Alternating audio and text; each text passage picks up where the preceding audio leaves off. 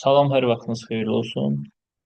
Deməli, 15 Mart tarixində buraxılış imtahanı üzrə, e, deməli, riyaziyyat üzrə düşmüş belə bir sualın izahını vermiş olacağam. Deməli, sualda deyir ki, agil boş daxıla birinci gün 1 ədəd 50 qəpiklik, 2 ədəd 20 qəpik, 3 ədəd də 10 qəpiklik. Yəni, sualı biz sizə çevirməliyik. Yəni, o formada, yəni bunu baxan kimi hər hansı şagird bunu görə bilirsə, sual, yəni, ağır sual deyil, yəni, orta tipli sualdır, yəni. Deməli, diqqətlə baxsaq, deməli, birinci gün nə baş verib? Yəni, Agil birinci gün bir dənə 50 qəpiklik atır, iki dənə 20 qəpiklik, üç dənə də 10 qəpiklik atır. Bu birinci gündür. Yəni, şərtdə deyir ki, yəni, növbəti günlər hər növ qəpiyi bir vahid artırar. Məsələn, birinci gün bir dənə 50 qəpik atmışdısa, ikinci gün iki dənə 50 qəpik atacaq, üçüncü gün üç dənə. Məsələn, birinci gün 2 ədəd 20 qəpiklik atıbsa, ikinci gün 3 dənə atacaq, dördüncü gün 4 dənə. Yəni, hərəsini bir vahid artıracaq. Biz bunu düzdür, izaha görə mən yazacağam, amma ehtiyac yoxdur əslində qalsa yazmağa. Yəni, bunun həlli zamanı ehtiyac yoxdur yazmağa. Birinci gün, məsələn, birinci gün, deməli, bir dənə 50 qəpiklik, düzdür? Bir dənə 50 qəpik atıb, bir dənə 50 qəpik atır, məsələn, baxıram. Bir dənə 50 qəpik atır, iki dənə 20 qəpik atır, yəni belə eləyək də, 20, 20. 3 dənə də 10 qəpiklik atır. 10, 10, 10. Belə yazsaq məncə daha rahat olar. Və bunun cəminə baxın elə neçə qəpiklik edir. 50, o da 40, 90, o da 30, 120 qəpik edir.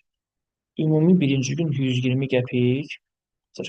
Bizə axırda soruşur ki, yəni bu neçə gündən sonra daxildə cəmi 48 manat, yəni bunu qəpiyə çevirə bilərsiniz və yaxud qəpikləri manata çevirə bilərsiniz, manatına işləyə bilərsiniz. Neçə gündən sonra 48 manat olacaq ümumi cəmi, yəni. Baxın hələ ikinci gün nə baş verəcək? İkinci gün.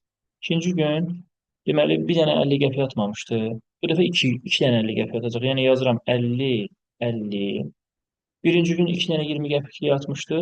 Bu dəfə deməli 3 dənə 20 qəpik atacaq. Yəni 20, 20, 20. Birinci gün 3 dənə 10 qəpik atmışdısa, bu dəfə 4 dənə 10 qəpik atacaq. Yəni 10, 10, 10, bir dənə 10. Bunları da toplasaq 100, 160, o da belə 200 qəpik olduğunu görürsünüz. Yəni biraz məntiqlə düşünəndə görürük ki, hər dəfə yəni bir dəfə artırırsa hərəsini, fikir versiniz 80 qəpik hər dəfə artacaq. Bir dənə 50 qəpik, bir dənə 20 qəpik, bir dənə 10 qəpik hər dəfə pul artır. Hər gün, yəni əvvəlki günə nəzərən. İndi növbəti dəfə hesablasanız görərsiniz ki, 280 qəpik cəm olacaq burada üçüncü gün. Bəlkə yazaq. Üçüncü gün, üçüncü gün. Deməli, 50 qəpikləri yenə artırıram. 50, 50, 50. 20 qəpikləri yenə bir vahid artırıram. 20, 20, 20, 24 dənə oldu. Bu dəfə də 5 dənə 10 qəpik olacaq. 1, 2, 3, 4, 5. Yəni bunu izaha görə belə yazıram. Amma bunun həllini görən şagird baxan kimi bu sualı elə yaza bilər, yəni rahat. Və burada 280 qəpik, yəni tez-baza bizim ağlımıza silsiləyə gəlməlidir. Yəni biz bunu bu arada qəpikləri belə deyək də manata çevirə bilərik. Məsələn, güş axırda bizdən manat nə istəyir axı cavabı? Biz məsələn 120 qəpiyi manata çevirsək, edir 1,2. Yəni 80 qəpik 0,8 manatdır da. Məsələn 200 qəpiyi manata çevirsək eləyəcək 2, 280-i manata çevirsək 2,8 manat eləyəcək. Və fikir versəz bizim silsilər nə edir?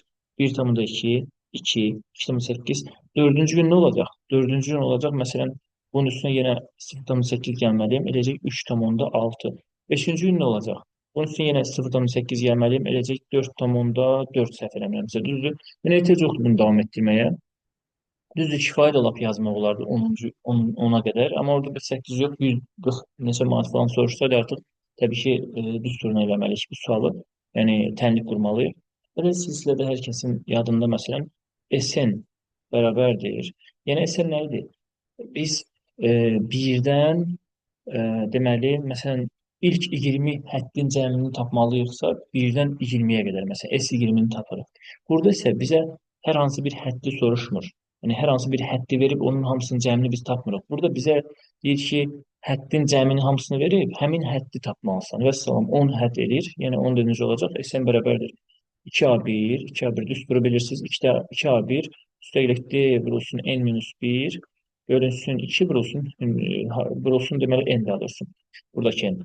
Biz burada bizə neçə hədd vermir, bax, N-i vermir bizə. Ona görə biz onu X ilə yəni, əvəzləyə bilərik, məsələn. Vəssalam, bərabər edərik 48-ə. Çünki ümumi 48 manatdır. Məsələn, 2 vurulsun A1. A1-imiz nədir? Birinci ədəd 1,2. Yəni 2 vurulsun 1,2 gələk. Sonra biz burada nə etməliyik sonra? D nədir bizdə? Artımlar nə qədərdir? Bura baxırıq. 0,8. Buradakı D-nin yerinə 0,8 yazırsınız. 0,8 vurulsun. Bu N-in də yerinə bilmirsən də nə yazacaqsan. Yəni həmin o N-i soruşur elə bizdən. Bilmirik nədir. Ona görə qalsın yerində. Onu x-lə də əvəzləyə bilərsiniz. N kimi qala bilər, fərq eləmir. N minus 1 bölünsün. Deməli 2 vurulsun təzədən buradakı N həmin N-i soruşur. Biz onu bilmirik. Amma həddin cəmini verib 48. Və salam bu tənliyi həll edərsiniz. Orada cavab alarsınız, qutardı gedir. Yəni düzdür, düşünməyə görə həlli harca 3 dəqiqə ala bilər, amma düşünməsi də belə 2 dəqiqə, 3 dəqiqə uzağa ala bilər. Yəni o qədər də dəhşətli, çətin sual deyildi yəni. C yolu təbii ki, mövcuddur. Siz bunu tənliyi həll edirsiniz, orada axırda kvadrat tənliyi alacaqsınız və n bərabərdə də uzatmıram videonu, n bərabərdə 10 alacaqsınız. Yəni bundan gerisini təbii ki, orta və yəni çalışan şagirdlər bunu təbii ki, həll edə bilər tənliyi. Tənlik də bilmirəm, görsənir burada yoxsa yox, sağ tərəfdən.